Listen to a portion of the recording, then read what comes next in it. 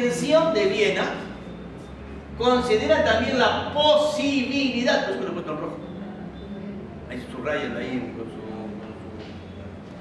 la posibilidad de la inversión de la carga de la prueba. ¿Ah? La inversión de la carga de la prueba respecto del origen ilícito del supuesto producto u otro bien supuesto de descomiso, o sea, de la ¿okay? Esta inversión de la carga de la prueba se dará siempre y cuando no afecte el principio de derecho interno, etcétera, etcétera, etcétera. ¿Por qué? Porque el Ministerio Público tiene la carga de la prueba. Nosotros sabemos que nuestra legislación interna, por el principio de presunción de inocencia, la inversión de la carga de la prueba estaba ya en pasado, proscrita. Estaba proscrito.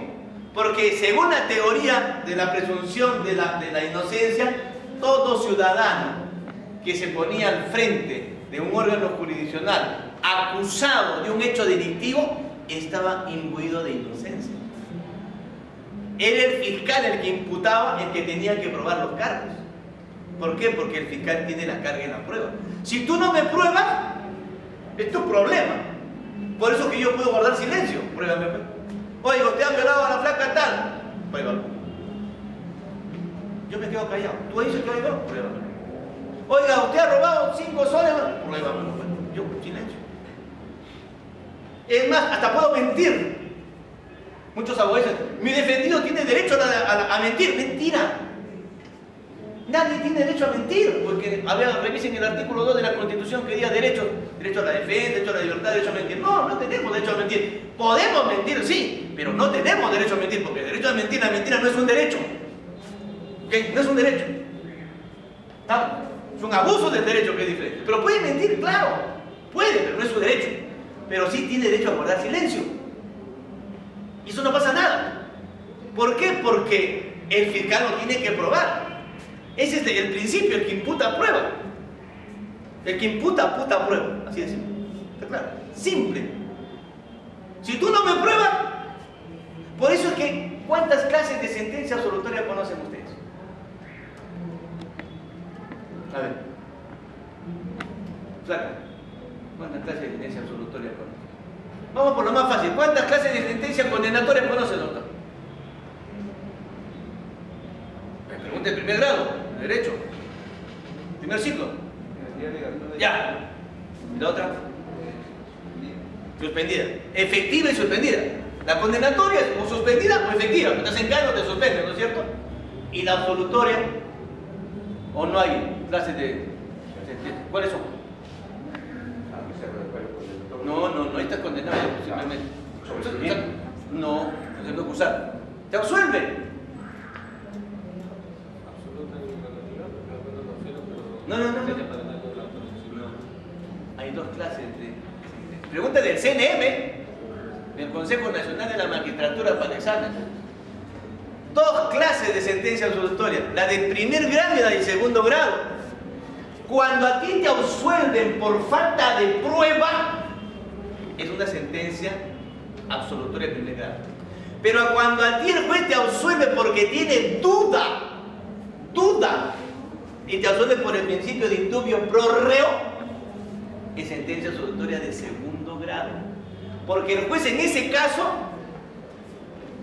lo que hace es hacer uso de un principio de subjetividad del juez.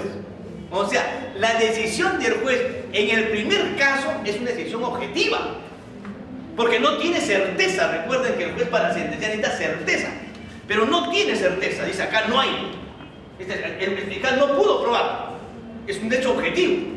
Pero en el segundo caso dice el fiscal tiene pruebas de cargo. O sea, pero la defensa también ha presentado pruebas de descargo. Y la verdad que entre lo que dice el fiscal y la defensa, máquina, ¿será o no será culpable? Entonces él tiene que hacer el uso subjetivo de su conciencia y dice, mira, me arriesgo, pues si es culpable, que se vaya, más vale tener un culpable en la calle que un inocente en cana. Más vale tener 100 culpables en la calle que un inocente en cana. Entonces él hace uso de esa decisión.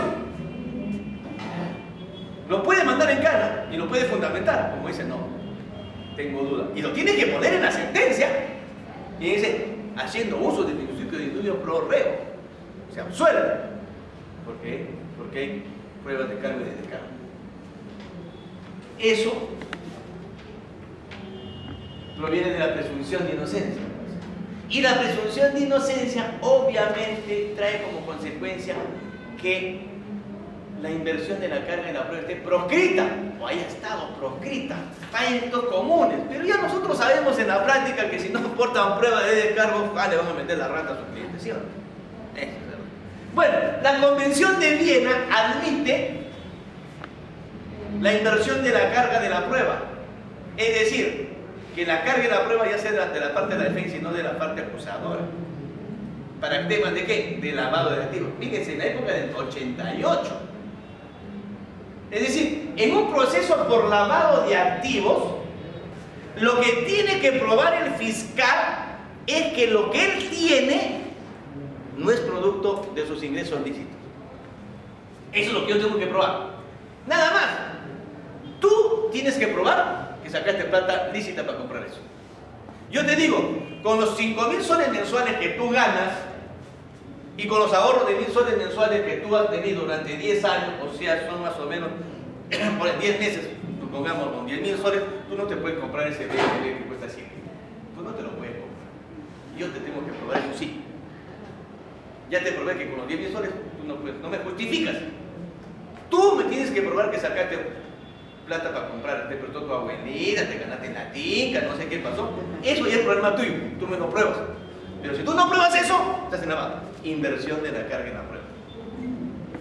Inversión de la carga en la prueba. Y no solamente se da en penal, recuerden, inversión de la prueba en alimentos. En juicio de alimentos hay inversión de la prueba. En derecho laboral hay inversión de la carga en la prueba. ¿No es cierto? El trabajador no tiene que probar el despido arbitrario. Simplemente tiene que probar que lo despidieron. Es el empleador el que tiene que probar que no fue arbitrario, la inversión de la carga en la prueba. Igual en alimentos, la madre no tiene que probar cuánto gana este señor. Él tiene que probar que no gana lo suficiente para los alimentos, la inversión de la carga en la prueba. Claro, porque en esos regímenes jurídicos lo que se protege es al más débil en la relación, ¿no? En la relación laboral el trabajador es el más débil, en la parte de familia el niño es el más débil, en consecuencia la carga de la prueba la tienen que afrontar. ¿Qué sucede acá? Los estados se han dado cuenta que la parte débil en el tema son los estados. La parte fuerte son las acciones criminales. O sea, si nosotros no vamos con todas las garantías de un proceso penal y establecer que el fiscal tiene que probar el origen lícito o ilícito del bien del narcotraficante, ningún narcotraficante le va a quitar su bien. Ninguno. Imposible que lo pruebes. Imposible.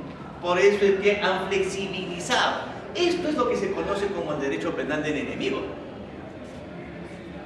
que es muy criticado, por cierto, en la década del 80, después del 88, 90 y parte del 2000, muy criticado. Pero fíjense ya, la legislación y el Tribunal Constitucional español han admitido la inversión de la carga de la prueba en delito de lavado y en otros tipos penales, pero más en delito de lavado. O sea, ya la legislación europea ya está admitiendo lo que es la inversión de la carga de la prueba. Yo estaba la semana pasada, estaba en Viena, me fui a una reunión en Naciones Unidas, ahorita sucede, de Just Crime, o sea, de la Junta de contra el Crimen, y veíamos estos temas. En Europa esto es normal. En Sudamérica todavía algunos países como el Perú, Argentina, Colombia, que todavía estamos en el plan del garantismo, todavía tenemos ciertos sectores que dicen que no se puede aplicar la inversión de la carga de la prueba porque violenta el derecho, ¿no es cierto?, a la presunción de inocencia, que es un derecho constitucional, y una palabrería de 1500 minutos que no sirven para nada. Porque mientras estamos hablando, los narcotraficantes están captando más dinero y los están causando más daño. Entonces, el que hace la convención, ¿qué hacen los estados? Buscan mecanismos para enfrentar a las organizaciones criminales. Y uno de los mecanismos de enfrentarles es justamente quitarles algunos derechos procesales, como la presunción, ¿no es cierto?, de inocencia. Porque acá, por ejemplo, cuando hay una carga de la prueba, prácticamente le está quitando la presunción de inocencia. Pero es la única forma de enfrentar al crimen organizado. No hay otra, si no, no gana. Y ya se han dado cuenta. Por eso que la convención dice, se considera también la posibilidad de que cada estado parte, dentro de su legislación interna, mientras no violente sus derechos, ¿no es cierto?, sus garantías, su sistema acusatorio, implemente, ¿no es cierto?, la inversión de la carga y la prueba. No existe una norma en el Perú, no existe una norma en el Perú, ni en la ley de crimen organizado, o sea, la 30.077, ni en el Código Procesal Penal, que faculte al juez, que faculte al fiscal, que faculte a la administración de justicia de este país el uso de la inversión de la carga y la prueba en tema de lavado. No existe. Lo que pasa es que se da en la práctica. Y se da en la práctica, ¿por qué? Porque hacemos uso de la convención. No nos queda otra. En la práctica se da. Y en la práctica se da en casi todos los delitos. Si no, fíjense ustedes cuando van a pedir la prisión preventiva, ¿no? Hay que probar el arraigo, ¿no? Si no pruebas el arraigo, se ven canas. ¿Ah? Bueno, entonces, ya desde el 88, ya en el Perú, cabe la posibilidad, en base a la Convención de Viena, que la Administración de Justicia, o sea, los operadores de justicia, hagan uso de la inversión de la carga y la prueba, como lo estamos haciendo. Porque es un tema de lavado, señores. El delito de lavado de activos se hace uso de la prueba indiciaria. Jamás van a poder encontrar prueba directa en lavado. Jamás pueden tener. Salvo aquel lavado omiso que hacemos nuestros narcos peruanos que lo único que hacen cuando tienen un billete, ¿qué hacen con su billete? Le compran un carro al nombre del cuñado, al nombre de la mamá, al nombre del tío. Normalmente al nombre de la trampa. Siempre le enganchan a la pobre muchacha. 3, 4 y la flaca piensa que lo quiere y padre está enchufando como testaferro. Pero fíjense, la modalidad clásica de lavado de dinero en el Perú es el testaferrato. Porque en el Perú, pese a que Naciones Unidas, Estados Unidos nos ha dicho que somos un país que está en la lista donde más se lava dinero. Claro, se lava dinero porque no tenemos los controles necesarios, pero no lo lavan nuestros delincuentes, pero lo vienen a lavar otros delincuentes internacionales, ¿no es cierto? Pero nuestros narcos pequeños, nuestros extorsionadores de Trujillo, eso es como lavan plata, les compran, agarran su billete y les compran bienes, eso es lo que hacen, lavan su plata. Pero una organización de lavado de dinero, o sea, una organización criminal que se dedica exclusivamente a lavar dinero, eso es su chamba. Ellos no cometen estos precedentes, ellos se encargan de lavar el dinero al cartel de Sinaloa, al cartel de Juan, no les interesa. Ellos cobran un porcentaje, cobran el 25% por lavar dinero. O sea, si viene el cartel y dice, tengo 100 millones que he hecho un pase, quiero que me lo laves, está bien, te cobro 25 millones. 75 te cae y 25 millones yo te cobro por la otra cliente. O sea, cuando uno va a lavar su dinero, pierde plata, pierde el 25%, pero el resto lo da, lo han legalizado. ¿Cómo lo hacen? A través de las empresas offshore. A través de las empresas offshore. Comienzan a transferir dinero de un banco a otro. ¿Ok? Entonces, esto es importante en la acción de la carga y la prueba. Acá nosotros, por ejemplo, cuando veíamos el caso Turbo, cuando escuchaba acá Turbo, cuando estábamos en el Turbo, yo le investigué a Turbo y a unos trató su testaferro. Y encontramos que su cuñado de Turbo tenía un hotel a su nombre en Ayacucho. 5 pisos, el primer hotel con ascensor en esa época. Y cuando tú investigas a un narcotraficante, le investigas a toda su familia, por la mano. Todos los que están metidos ahí en la telaraña, todos los jatos. Hasta la empleada doméstica. Y a todo el mundo va para ver dónde metió la plata. Y por ahí nos enteramos que el cuñado de él tenía un hotel, administraba un hotel. Nos fuimos allá, registro público, y en el hotel aparecía su nombre. Lo tuvimos que jalar a la investigación. Y le preguntamos nada más cuánto era profesor, cuánto gana, 1.300, profesor titular y nombrado. ¿Qué más? Ningún otro ingreso. ¿Cuántos años? 15 años. ¿Qué otro ingreso? Ya, ninguno. ¿Cómo tienes que otro? ¿En dónde este hotel aparece en tu nombre? No, lo que pasa es que este es de mi cuñado, yo solamente soy limitado. No, no, no. Está tu nombre, está en registros públicos. Sí, me dijo que lo ponga mi nombre, que por acá. ¿Sabes que tu cuñado está preso por la contraria? Sí, ya. Está detenido también por violencia esta fea. Todos los bienes del Turbo, ese es el ejemplo clásico de un narcotraficante peruano, todos sus bienes los compró a nombre de su mamá, su tía, Petito lo metió en Cali. Sobrinos, toda su familia. Cuando lo sentencian a él, como 4 años por lavado, si no creo que más, no me acuerdo, En la última audiencia, ustedes saben, ya viene termina el alegato final y la defensa material, él se arrodilla y le pide perdón a toda su familia, claro. A toditito le pide perdón. ¿Por qué nos metimos unidos bien? Y a veces, tú sabes, viene el hermano, te compra un carro, mira que por acá, que no puedo porque me estoy divorciando, porque es la clásica, ¿no? No lo puedo poner al nombre mío porque tú sabes que mi mujer me va a divorciar y esta bruja me va a quitar la mitad, no pongo tu nombre también. Y así nos enredó a todos, hasta su madre. Y llorando le pidió perdón a todos. Y claro, el delito de lavado tiene que ser doloso. El tipo penal del delito de lavado tiene que ser doloso. Ya lo van a ver cuando vean ustedes el delito de lavado. Creo que viene el doctor Almanza, el doctor Pauca, a enseñar ese lavado. El tipo de lavado tiene que ser doloso. No hay lavado en la modalidad culposa en el Perú, como si lo hay en Argentina. En Argentina sí hay lavado culposo, hay instigación. Acá no, acá tiene que ser doloso. Pero admite el doble eventual. Admite el doble eventual. ¿Ya?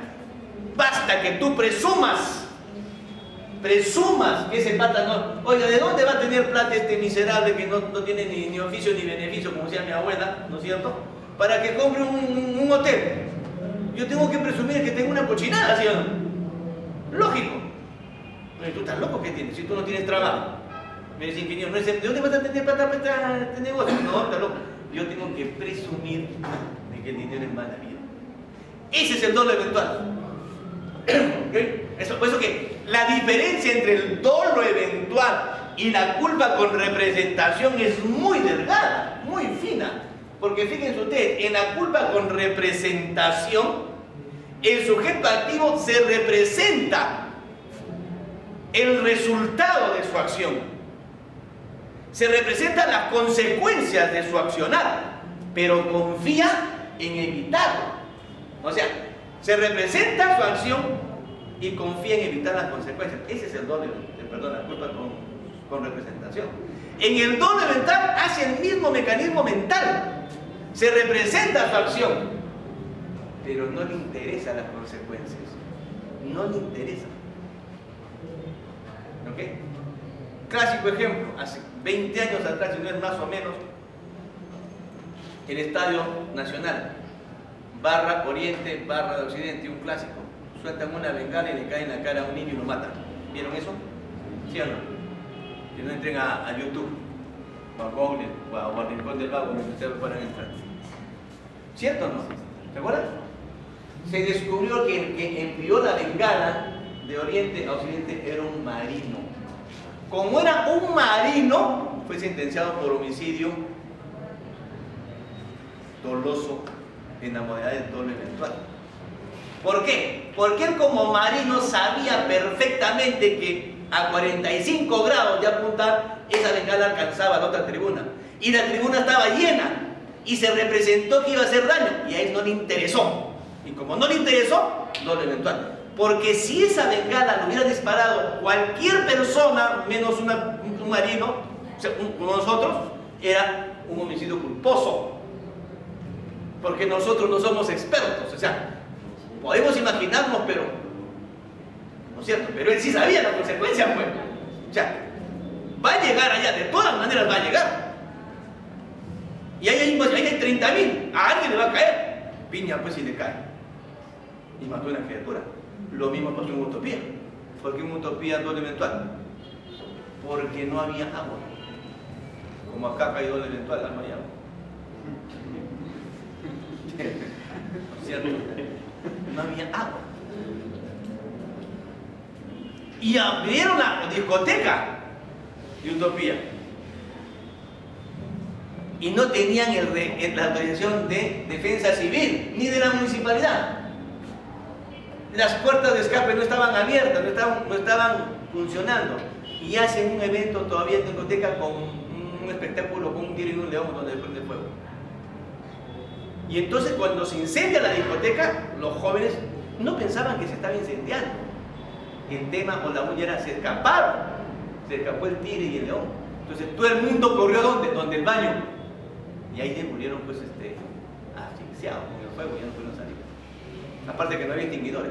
Dolo eventual, porque los empresarios sabían perfectamente que en esa discoteca no había agua. Y sabían también que hacer un espectáculo con fuego y con fiera corría riesgo. Pero como era la inauguración de la discoteca, no les interesó los resultados. Y se murieron creo que 15, 18 niños o niñas. Por eso, muchachos, no vayan a ninguna discoteca.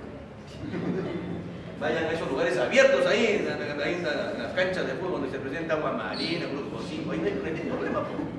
Porque ahí si se incendia, aire libre, no hay problema. Solamente los borrachos que se agarran a botellas. Nada, muy bien. Vamos, adelante. ¿Qué nos trae también la Convención de Viena? La Convención de Viena también nos trae los mecanismos de extradición. Recuerden ustedes que está en boca ahora el tema de extradición con Toledo, con Belaún del Ocio y todos esos temas, ¿no? Y con Burga de extradición. Para que exista sede de extradición se tiene que dar tres requisitos fundamentales. Primero, que haya un tratado bilateral de extradición entre ambos países. Primero. ¿Okay? Segundo, que el hecho delictivo sea delito en el país que lo solicita y en el país solicitado, para el requiriente, para el requerido. En ambos países, en ambas legislaturas, el hecho tiene que ser delito. Independientemente el nomen juris, allá puede ser estafa, aquí puede ser peculado, pero el hecho en sí tiene que ser delito.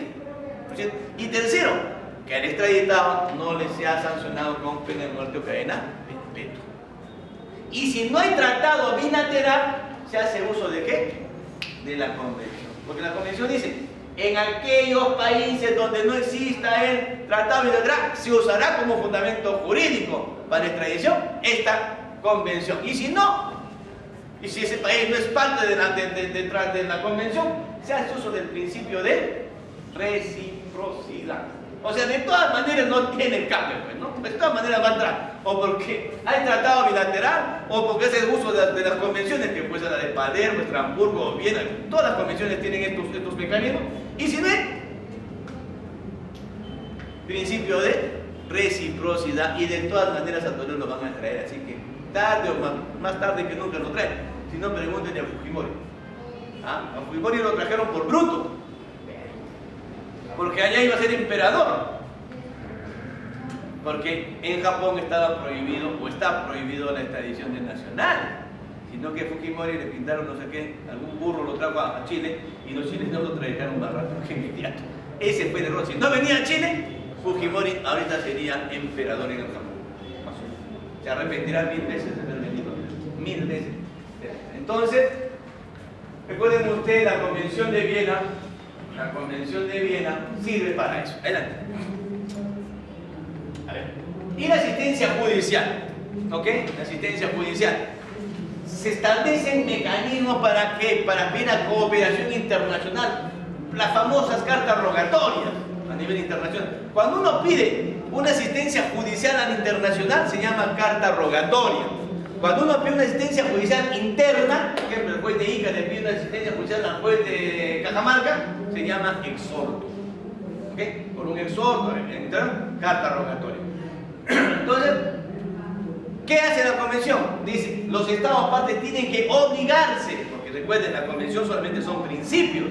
Oblíguense ¿a qué? A cooperar entre ustedes. Firmen tratados bilaterales de cooperación internacional. ¿Para qué? Para solicitar testimonios, documentos, todo lo que está ahí, por ejemplo, ¿no? Inspecciones, incautaciones, ofrecer información y elementos de prueba, levantar el secreto bancario, etcétera, etcétera.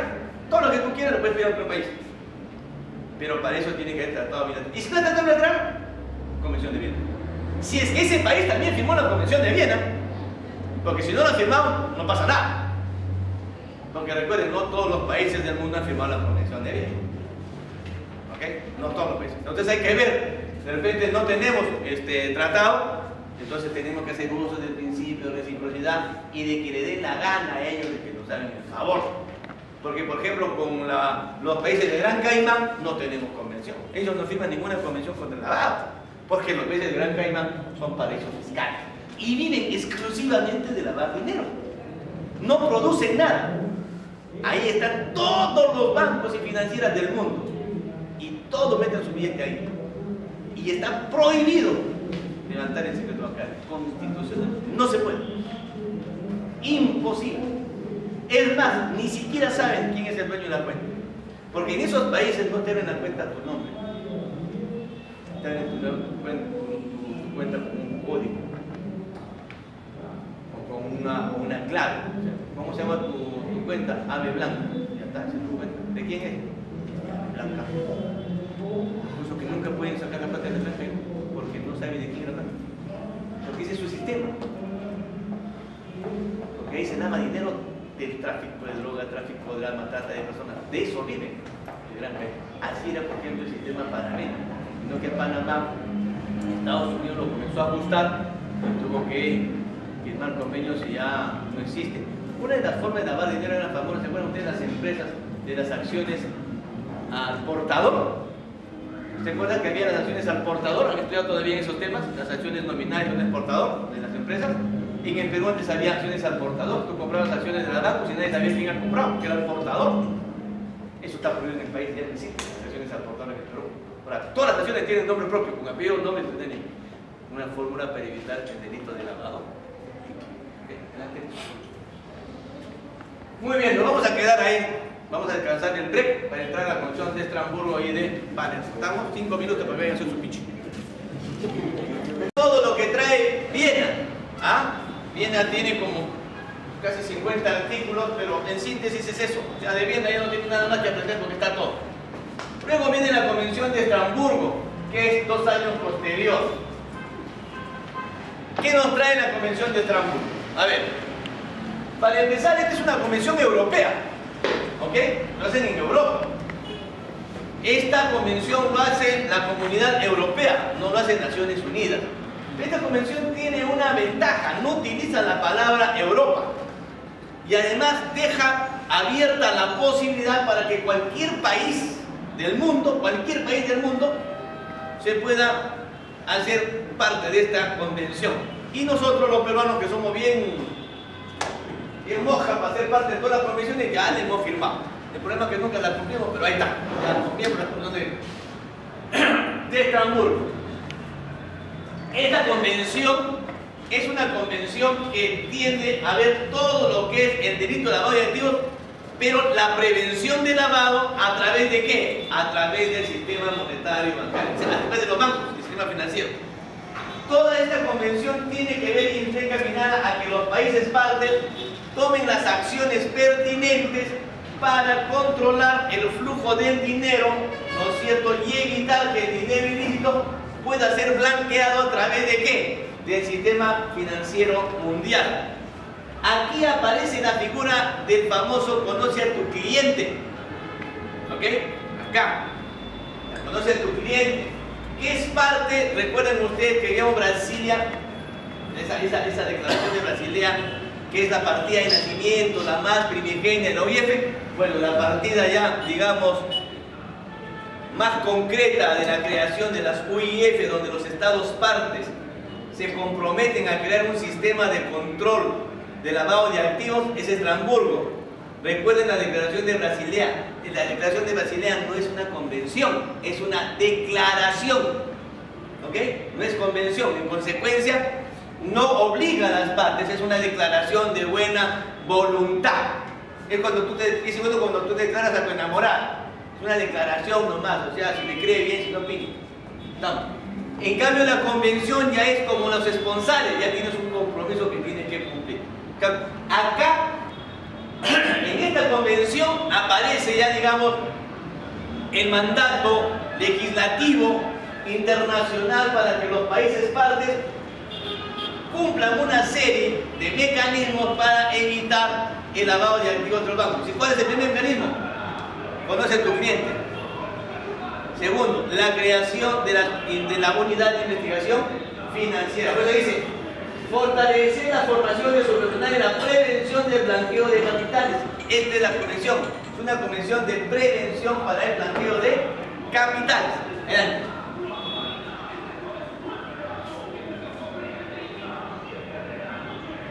Igual, también nos habla que en esta convención sea posible el decomiso, ¿no es cierto?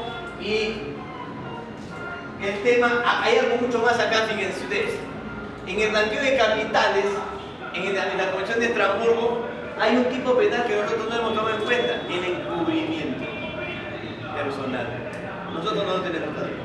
Pero la Convención lo faculta, o sea, tenemos nosotros en la legislación internacional la base jurídica internacional como para poner ese tipo penal, sí.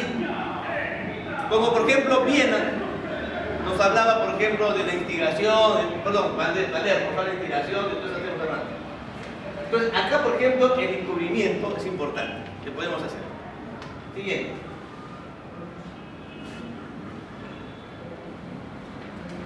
Igual nos tiene, por cierto, lo que queremos hacer, la cooperación. Todas las convenciones tienen que ver con la cooperación internacional. Viene Estrasburgo, todos tienen aquí que los países formen instrumentos para la cooperación internacional. Y miren ustedes, dentro de una investigación contra una organización criminal internacional, independientemente del delito que se trate, sea lavado, narcotráfico, trata de personas, cualquiera, la debilidad, el obstáculo más grande para que un fiscal pueda tener una buena investigación es la cooperación internacional.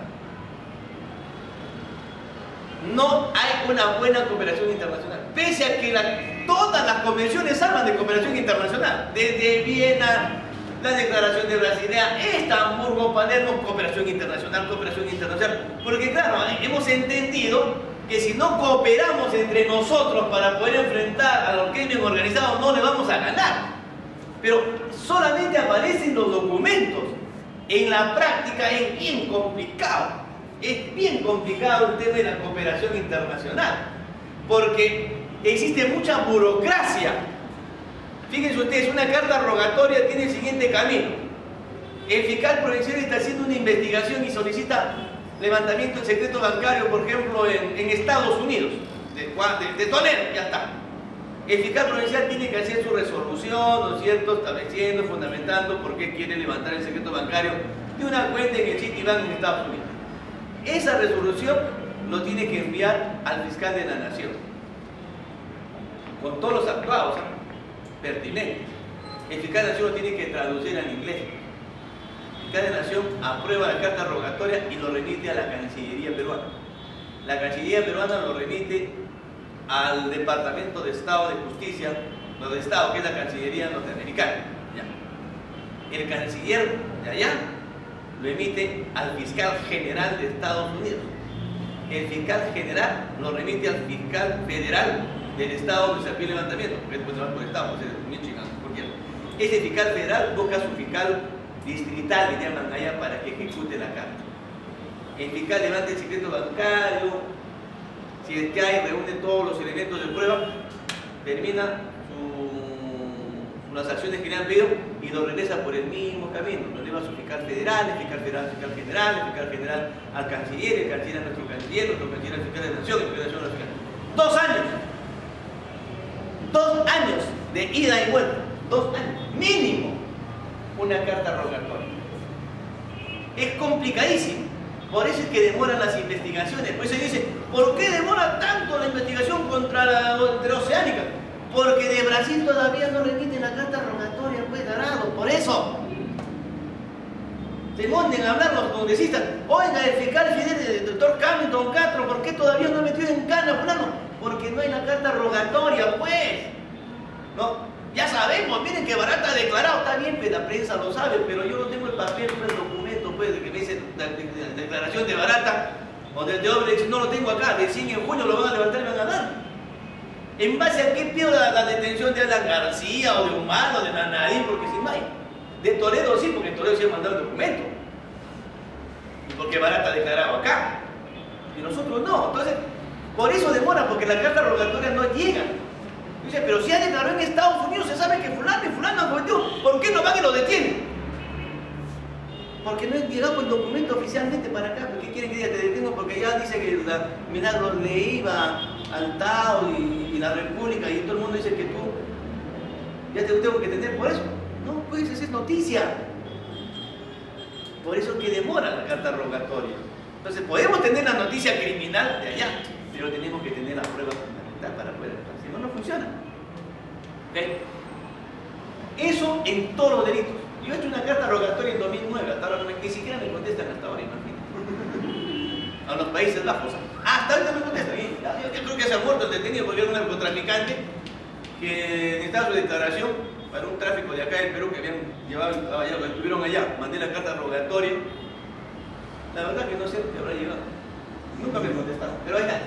Ese es el problema. Todas las convenciones siempre tienen el momento más importante de la convención: cooperación internacional. Todas las dos partes tienen que comprometerse a la cooperación internacional. Todos lo firman. Todos los años tenemos reuniones para ver cómo funcionan las convenciones. Todos los años me voy a Palermo. Porque como soy jefe de la Fiscalía contra el Crimen Organizado, tengo reuniones ahí para ver si la convención está funcionando. Todos los años la misma vaina. Vamos a comer, a tragar y no hay ninguna discusión. Sinceramente, puro break nomás es el asunto. Y llegamos a la conclusión que el próximo año vamos a seguir viendo la computadora. Todos los años. O sea, ¿qué les quiero decir con esto? Que todavía no hemos encontrado la fórmula para que la cooperación internacional sea eficaz. Todavía no la hemos encontrado. Nos estamos reuniendo, pero no lo hemos encontrado. Las convenciones están ahí, pero recuerden ustedes, las convenciones tienen que legislarse, tienen que saberse. Y no hay, hasta ahora no existe. Así que estaremos entrando. Igual, recuerden ustedes, todos quieren, ¿no es cierto?, los estudios de expertos. ¿Para qué? La investigación en barrio y comienzo del producto. Igual. Fíjense cómo usted la Convención de Viena, que es la Convención de Narcotráfico, se dedica a ver lavado. Y fíjense cómo Estrasburgo. Bueno, este de Estrasburgo es exclusivamente sobre el tema de lavado a nivel bancario, pero el tema del decomiso. Porque son compromisos que tienen que tener los estados. También hablan del decomiso y del producto de los delitos. Adelante. ¿Qué más aquí acá? Importante, ya comienza a cambiar la filosofía del mundo del delito fuente. ¿Recuerdan Viena? El único delito fuente para el lavado es el narcotráfico.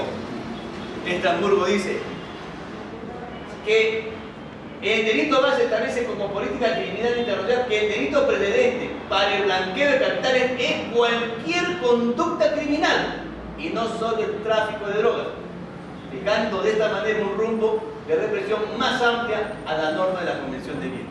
Estrasburgo rompe, ¿no es cierto?, ese requisito sine qua non de Viena, que para que haya blanqueo el delito precedente tenía que ser narcotráfico. Ya no. A partir de acá, cualquier delito que obviamente produzca ganancias es delito fuente de delito de lavado de activos. En 90. El 90. Nuestra legislación se quedó ahí. Claro, nosotros hemos firmado la convención después de muchos años. Pero ya en la Convención de Viena se decía que cualquier delito que produzca ganancias ilícitas puede ser delito fuente de lavado de activos. Cualquiera. Pero no todos los delitos, pues generan bienes ilícitos, ganancias ilícitas. Un homicidio no genera ganancias ilícitas. Muy bien. Entonces, fíjense ustedes, hay que, igual, los tipos penales, la conversión, la transferencia, etcétera, etcétera, etcétera. ¿Estamos? Más allá de la persecución de la persona. Adelante. También en Palermo, en Estrasburgo, el grupo de conductas típicas es referente al ocultamiento o del disfraz de la verdadera naturaleza, origen, localización, disposición, movimiento, propiedad o relacionados con propiedades, siempre y cuando la gente tenga conocimiento que dicha propiedad son producto del delito. También se hace referencia al delito de receptación. Acá hay un tema. No es lo mismo la receptación que el lavado. El lavado tiene diferentes modalidades. Yo puedo lavar a través de transferir dinero. O sea, ¿cómo se lava? Transfiriendo dinero. ¿Cómo se lava? Ocultando dinero. ¿Cómo se lava? Administrando dinero. ¿Cómo se lava? Convirtiendo dinero. Son las formas, las modalidades que yo puedo lavar dinero. Pero la receptación, ¿qué es la receptación? El delito de receptación. ¿En qué consiste el delito de receptación, doctor? ¿En qué consiste? El 194 del Código Penal. Es que no me acuerdo del artículo, por no lo digo. No es ese artículo, no importa, pero ¿Ah? ¿Perdón? Tiene que ser, ¿hacer qué? Tener en posesión, administración, custodia, ¿no? De receptación, ¿sí? Bueno, más o menos es así, ¿no es cierto? La receptación es aquella persona que uno agarra, va, roba, por ejemplo, un celular y se van a las Malvinas y lo guardan ahí, el receptador. Eso custodia, la ministra lo puede vender, esta receptación, o lo que hacen en Tacón, en San Jacinto, esos son receptadores. Pero lavar dinero también es igual, pues, ¿no? ¿Ah? Yo tengo dinero y lo custodio, lo administro. Lo que ocurre es que en la legislación peruana ha hecho una distinción entre el delito de receptación y el delito de lavado de dinero. En Argentina la receptación o el lavado de dinero es lo mismo para ellos. La receptación en Argentina es una modalidad de lavar.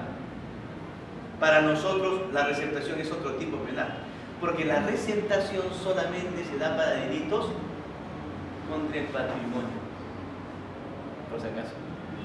Por eso dice, son delitos fuentes del delito de lavado de activos, tales delitos, y los delitos contra el patrimonio, a excepción del artículo 194, los delitos de receptación. Y la receptación solamente se da para delitos contra el patrimonio, robo y hurto. O sea, el que roba y hurta puede, si es que esté en la modalidad de receptación, puede ocurrir que yo tenga una organización que me dedique a hurtar o a robar, ¿cierto? Y pueda que yo lave mi dinero. ¿Por qué? Porque la receptación no es convertir. La receptación solamente es la custodia, ¿no es cierto?, del dinero. Si solamente es custodia, estoy en receptación. Si es que el delito fuente es el robo o el hurto. Pero si yo convierto, yo transfiero, ya no estoy en receptación, estoy en lavado. ¿Está claro? Estoy en lavado de dinero. Muy bien, ¿verdad? Eso ya decir que utiliza el término europeo y gracias a eso ya nosotros podemos hacer una... podemos adherirnos, ya nos hemos adherido a esta convención en base a estos artículos del Consejo de 28 de junio de 1991. Convención de Palermo, atrás, para terminar el Estrasburgo. Muy bien. Fíjense ustedes, Estrasburgo nos trae los otros ítems de lo que es la participación en el delito.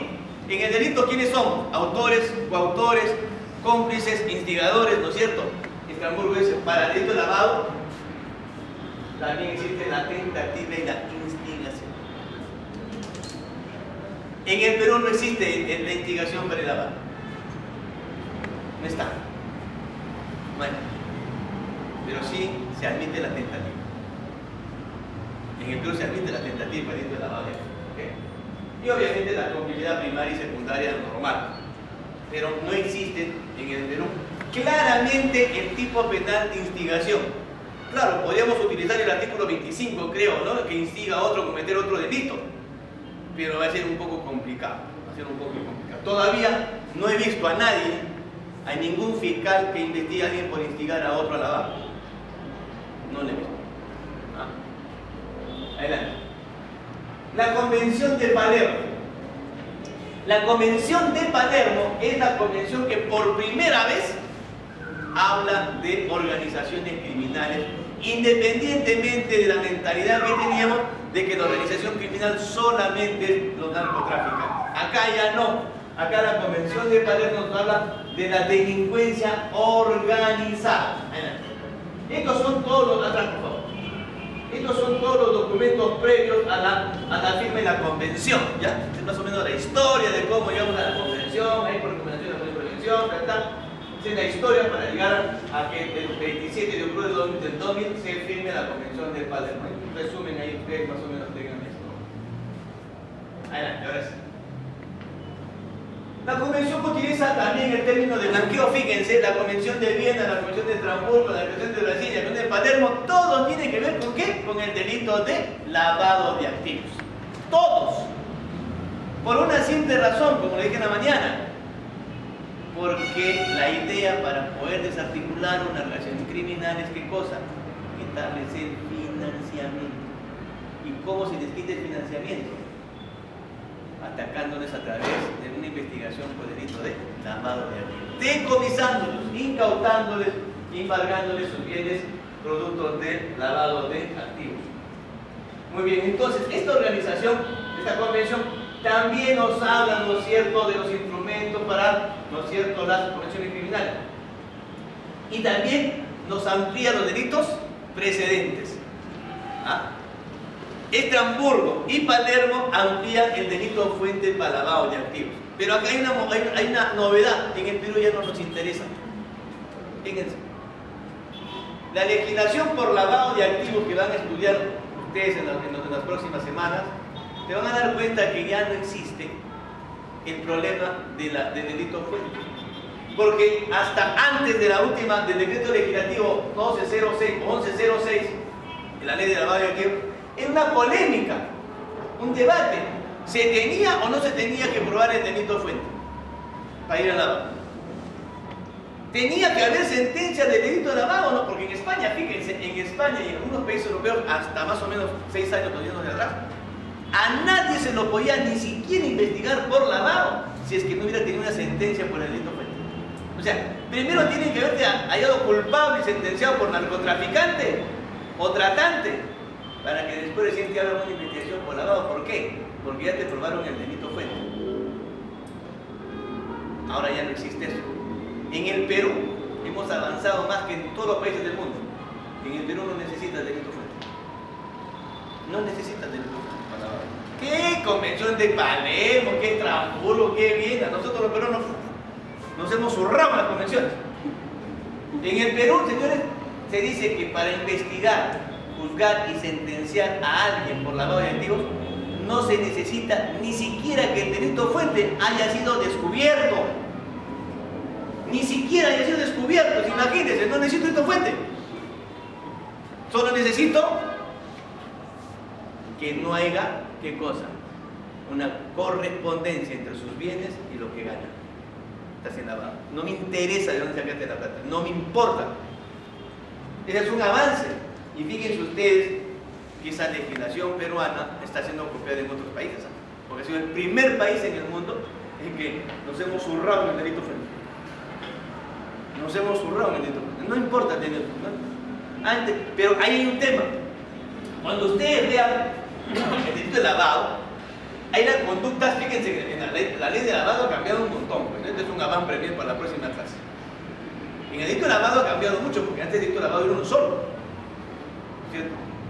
El que conoce o presume que no, el que administra bienes, administra, custodia, transfiere bienes, que conoce o presume el delito, todo lo eventual, que tiene un ilícito, será sancionado con tal pena, el tipo penal, ¿no? De origen ilícito, ¿no es cierto? Pero nosotros ya no somos conocidos. Esta norma dice, no existe eso. Entonces, pero esa norma nos ha traído las conductas atenuantes y la conducta agravada. Antes no había. Entonces, la modalidad agravada de lavado es cuando proviene de delitos, el dinero proviene de narcotráfico, corrupción o trata. Es agravado. Entonces, si yo como fiscal denuncio a Juan Pérez por delito de lavado y lo denuncio en la figura agravada y establezco que el producto es del narcotráfico, sí estoy obligado a probar que existe el delito. Porque yo lo estoy diciendo.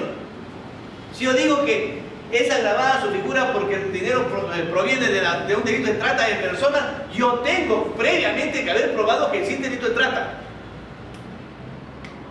Porque yo mismo estoy diciendo que es agravante por la figura de trata. Yo tengo que probar que viene de trata. Pero si yo digo que hay lavado de activos sin ningún delito fuente, no tengo que probarle nada. Delito fuente. Simplemente establecer que su conducta, perdón, sus bienes no condicen con sus ingresos. ¿Okay? Cuando nosotros vemos temas de lavado, por ejemplo, yo siempre digo, ¿no? Todo el mundo cree que la prueba estrella por el delito de lavado es la pericia contable. Mentira. No siempre. Yo puedo denunciar a alguien y sentenciar a alguien por lavado sin tener pericia contable. ¿Por qué? Porque muchos creen que basta que haya desbalance patrimonial para que haya lavado. Y eso no es verdad. No es verdad. puede que no haya desbalance y ella esté lavando dinero, porque lo ha hecho tan bien que no hay desbalance. O puede que haya desbalance, pero no hay lavado. Entonces tengo que probar con otros elementos técnicos el lavado de dinero. O sea, tengo que probarle la transferencia, tengo que probarle cómo lo convirtió, tengo que probarle cómo lo custodió, cómo lo administró. Eso tengo que probar. Porque cuando yo denuncio por lavado, yo no puedo decir simplemente a Juan Pérez por lavado. Sí, pero ¿qué modalidad? Fundamental. Sí, el lavado está bien, pero ¿qué hizo? Pues el lavado es una figura abstracta, hasta ahí es abstracto, lavado. Pero dime, ¿qué hizo? ¿Transfirió? ¿Custodió? ¿Administró? ¿Convirtió? ¿Qué hizo? Si no, no digo nada. Entonces yo puedo decir, en la modalidad de convertir, ¿por qué? Porque 100 millones compró 3 casas, está convirtiéndolo en bien. Ah, ya convirtió, esa es una modalidad. ¿Cómo puedo decir? Yo utilizo el banco de crédito para transferir $30.000 a otro banco. Ah, está transfiriendo. Ya estoy dándole modalidades. Entonces, cuando se habla de lavado y si le imputa a alguien, tiene que decir cómo lo hizo. Es lo que se conoce como imputación necesaria. ¿Qué modalidad utilizas? Y de acuerdo a la modalidad tienes que establecer el tipo de pericia que vas a pedir. Si es que necesitas la pericia contable, qué tipo de pericia contable vas a pedir, qué tipo de diligencias vas a pedir, ¿no es cierto? Porque si yo digo solamente está administrando un hotel, ¿qué hago yo levantando el secreto bancario? No me va a servir de nada, ¿cierto? Pues simplemente tengo que demostrar que el hotel está a su nombre y no tiene plata para verlo construido. ¿Qué pericia contable le voy a hacer? No necesito pericia contable. Simplemente demostrar que con sus otros no puedo construir esto, está en la base, se acabó el asunto. O sea, no necesito tenerla, necesito una pericia para eso. ¿Ah? Entonces eso vamos a ver cuando vayamos abajo. Por Pau me viene a hablar. Muy bien, ¿qué más? Y ya le estamos diciendo ahí, ¿no es cierto?, que la convención que habla también del lavado y establece que los delitos precedentes, ¿no es cierto?, pueden ser aquellos sancionados con una pena administrativa máxima de no menos de 4 años. O sea, la pena mínima, el delito en su extensión mínima, tiene que tener una pena no menor de 4 años. A eso se refiere. En la pena, en su extremo mínimo, tiene que ser menor. ¿A qué pena se refiere? ¿A qué pena se refiere, doctor? ¿Ah? No, cuando hablan de la pena no, en el extremo mínimo menor de 4 años, ¿a qué pena se refiere? ¿Ah? No. A la pena abstracta. A la pena abstracta. Recuerden, todo tipo penal tiene una pena. Todo tipo penal tiene 2 partes, ¿no es cierto? La descripción del hecho y la sanción. El 105 o 106, creo yo, ni me acuerdo. El que mata a otro, la descripción típica, ¿no? El que mata a otro será sancionado con una pena no menor de 6 ni mayor de 20 años. 2 partes, descripción y pena. Esa pena del tipo es la pena abstracta. El mínimo y el máximo que está en el tipo penal es la pena abstracta. La pena legal, la pena tasada, la pena base, como quieran llamarlo. ¿Ok? A eso se refiere, a la pena abstracta. Que la parte mínima sea mayor a 4 años, según el Palermo. ¿Okay? Muy bien. Entonces, ¿por qué? ¿Y qué nos trae Palermo? Palermo nos trae la definición de organización criminal. Por primera vez nos dice qué debemos entender por organización criminal. ¿Y qué nos dice Palermo? Es un grupo estructurado. No cualquiera, es un grupo que tiene estructura. ¿Qué más? De 2 o más personas, obvio, pues, uno solo no es estructurado. Que exista durante cierto tiempo, tenga vida permanente. ¿Qué más? Y que actúe concertadamente, concierto de voluntarios. ¿Ah? ¿Con qué propósito? Con el propósito de cometer delitos graves que generen ganancias ilícitas, obviamente. Fíjense, la definición de Palermo es muy básica. Básica. ¿Por qué? Porque cada Estado parte dentro de su legislación tiene ¿qué cosa? Que desarrollar pues este principio. Por eso que el Perú dio su ley contra el crimen organizado, la 13.077. El 2013. El 2013. Adelante. Muy bien. ¿Qué más? También Palermo nos habla, ¿no es cierto?, de la tipificación, es lo importante. Prevé los diferentes grados de participación: asociación, tentativa, instigación, facilitación, asesoramiento para cometer el delito de lavado. De todas estas partecitas, en el Perú solamente tenemos la tentativa y la participación en grado de autor. Todavía no hemos legislado, no hemos sancionado en el Perú, por ejemplo, la instigación, concretamente para el lavado. Y el asesoramiento es un poco que tampoco, de repente a un asesor lo podría ver como un cómplice secundario, un cómplice primario, ¿no?, de acuerdo a su actividad. Pero como tipo penal, en la ley de lavado de activos no existe la figura asesorar, no existe. Adelante. Ahí está. Serán juzgados estos presentes estando aquellos cometidos dentro o fuera de la jurisdicción de los estados partes, siempre y cuando estos determinantes sean cometidos por el Estado. ¿Quién dice Palermo? No interesa. ¿Quién dice Palermo? No interesa dónde se comete el delito fuente. No interesa para sancionarlo por lavado de activos. No interesa. Yo puedo haber cometido corrupción de funcionarios en el Perú y me sancionan por lavado en España. Claro, porque los actos de lavado lo hacen en España, con plata robada en el Perú. O sea, el lugar donde se comete el delito fuente no es importante. Lo importante es dónde se cometen los actos de lavado. ¿Okay? Nosotros hemos tenido, por ejemplo, a un juez israelí en el año 2009, cuando yo era provincial, todavía en aquellas épocas, que era un juez de Israel, incluso dictaba clases en la Católica, Derecho Internacional, y había sido funcionario de las empresas eléctricas, además en Israel, y se robó $400 millones. Todero le quedó, pero una zapatilla, pero y repartió su plata por todo el mundo. Y se fuga, porque allá delito de corrupción de funcionarios en la pena, creo que pena es muerte. Y los servicios de inteligencia de Israel, ¿cómo lo iban a encontrar en el Perú? Porque ahora llega el seguimiento y rastrea la plata. Porque comienza a lavar su plata, pues comienza a sacar plata por los paraísos fiscales. 400 millones. El Gran Caimán, Panamá, Puerto Rico, Costa Rica, y por ahí aparece una cuenta de 5 millones en un banco de Perú. ¿Dónde queda Perú? Puta, agarraron su mapa, ahí está cochinete, pero acá está. Ahí estaban los 5 millones. Y vienen a averiguar y lo encuentran al tipo acá. Catedrático en la Católica. Y piden su detención porque estaba con esto gravísimo. Cuando él se da cuenta que los servicios de inteligencia lo están correteando, se va al banco de crédito a transferir los 5 millones porque lo tenía en una cuenta mancomunada con su esposa a un país extranjero. Pero ya la OIF había dado la alerta, porque ya había unas comunicaciones, y el banco se comunica conmigo y me dice: doctor Chávez, ha venido el israelita con su, no me acuerdo su apellido, ¿cómo se llama? No sé bien, no me dice. Está queriéndome la plata, no lo muevo, le dije: dame media hora. En media hora, por teléfono, le pedí al juez que me inmovilice esa cuenta. Por teléfono.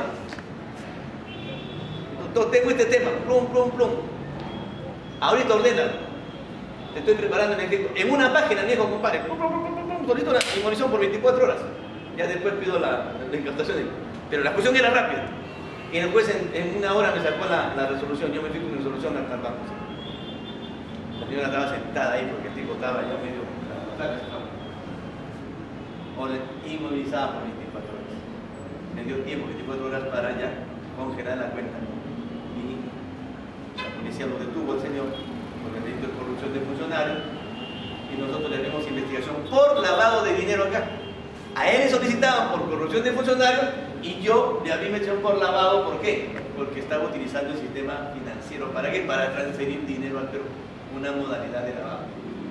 ¿Acaso me interesó que cometió el delito de corrupción allá? No, señor, el lavado lo hizo acá. El delito fuente fue en Israel. La convención no permite. La convención no permite. Al final se lo extraditó a ese señor, pero con la condición de que no le da pena de muerte porque le iba a robar. porque la condición de la traición es que no haya pena de muerte. Si no, no lo extraditas. No lo extraditas. Muy bien. ¿Ok? Igual, esta convención lo que hace es reforzar las otras convenciones para utilizar los mecanismos de prevención de la UIF, ¿no es cierto? De conocer a tu cliente, de las operaciones sospechosas, porque la OIF tiene la operación inusual, la operación sospechosa que va al juez, perdón, al fiscal, y si el fiscal establece que esa operación sospechosa tiene visto de ilegalidad, de ilicitud, lo denuncia en esa época. Entonces, una cosa es una operación inusual, otra cosa es una operación sospechosa. Inusual es aquella que se da de vez en cuando. La sospechosa es cuando tiene un periodo o es una operación de tal magnitud que un solo acto lo convierte en sospechosa. Por ejemplo, yo compro una casa a crédito hipotecario de 10 años por $100.000 y lo pago en 6 meses. Es una operación sospechosa. Claro, como hace 6 meses no tenía plata y pedí un crédito y en 6 meses no se sacó para cancelarme la cuenta? Operación sospechosa. Automáticamente te reportan ¿a dónde? A la UIF. A la UIF. ¿Okay? Entonces, hay operaciones sospechosas y operaciones inusuales. Por ejemplo, cuando si tú te vas de jarana un sábado al mes, es una cosa inusual. La mujer dice, sí, no te acuerdo saber. Pero tú te das todos los sábados de jarana, ya no es inusual, ¿sí o no? Es sospechoso. Es sospechoso. Y basta que salgas una sola vez y regreses con un tremendo chupón en el cuello, ya estás en delito. Ya que hay confesión sincera, terminación anticipada, principio de oportunidad, pues ya no tienes salida. Ya, caballero, nomás tienes que someterte a la ley. Ah, ahí no tienes, porque es la peor juez. Ya claro, ¿qué más nos trae Palermo? Responsabilidad de la persona jurídica. A la persona jurídica, a consecuencia de la Convención de Palermo, yo la puedo denunciar penalmente, como civil o administrativamente. Oiga, pero una persona jurídica tú la puedes meter en cana. No, pero la puedo condenar. ¿Y la puedo condenar? Claro. Y aplico las medidas accesorias del 105 del Código Penal. La puedo cerrar, la puedo disolver, la puedo suspender. Son sanciones penales contra la persona. Lo que en el Código se llama medidas accesorias, ¿cierto? Pero en el fondo son sanciones penales que ya en la ley de crimen organizado y en las convenciones se establece este tema.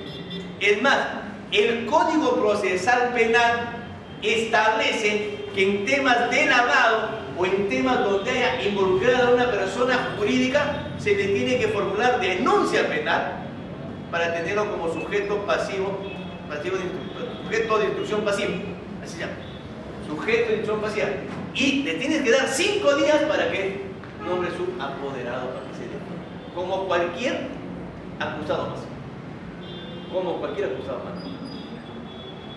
¿Okay?